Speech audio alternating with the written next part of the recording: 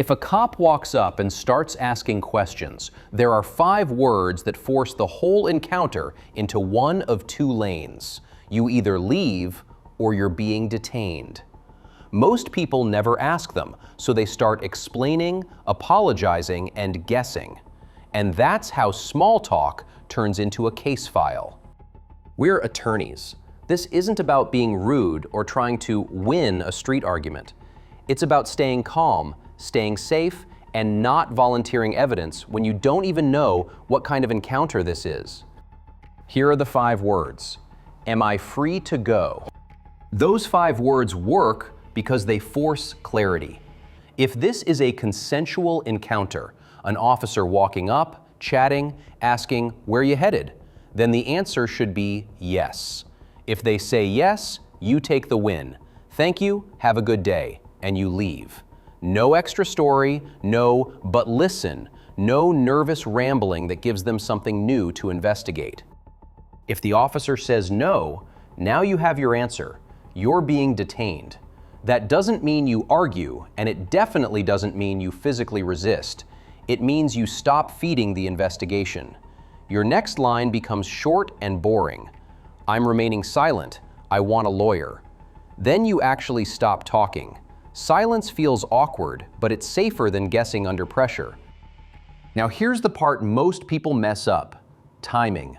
If the officer is still actively giving lawful instructions like "keep your hands on the wheel," "hand me your license," or "step out of the vehicle," you comply first. Then, when the instruction is done and the questions start, that's when you use the 5 words. In other words, comply with commands. Don't volunteer answers. Let's make this real with 3 common scenarios. Scenario 1. You're walking to your car or leaving a store. An officer says, "Hey, come here, where are you going?" You don't need to explain your day. You calmly ask, "Am I free to go?" If yes, you leave. If no, you switch to, "I'm remaining silent. I want a lawyer." Scenario 2. Traffic stop. You give your required documents. Then the officer asks, "Do you know why I stopped you?" or "Where are you coming from?" You don't guess, confess, or over-explain. You can say, "No, officer," and if the questions keep going, you ask, "Am I free to go?" If they pivot to, "Mind if I search?" you add one clean line, "I do not consent to any searches." Then back to silence. Scenario 3. Cops at your door. They knock and say, "We just want to talk." You don't have to open the door wide and start giving a statement. You can speak through the door and ask, "Am I being detained, or am I free to end this conversation?" If they don't have a warrant or an emergency, the conversation ends when you choose it to end. If they claim you're detained, you stop talking and ask for a lawyer. Now, what if the officer tries to dodge the question? That's where people get baited into an argument.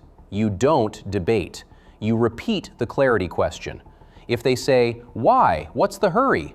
you say, "I'm just asking. Am I free to go?" If they say, "Just answer a few questions," you say, "I'm not answering questions. Am I free to go?" If they say, "If you're innocent, you wouldn't mind talking," you keep it polite. Respectfully, "Am I free to go?" Your tone should be calm, your hands visible, and your goal is clarity, not attitude. Quick safety note: this isn't a magic spell. If you're lawfully detained, you can't just walk away because you feel like it. The power of these 5 words is that they stop the guessing, stop the rambling, and put the encounter into the correct legal lane: free to leave or detained. Once you know which lane you're in, you can respond appropriately. Screenshot this mini script. Am I free to go? If yes, thank you, have a good day, and leave. If no, I'm remaining silent, I want a lawyer, and stop talking. Laws vary by state, educational, not legal advice.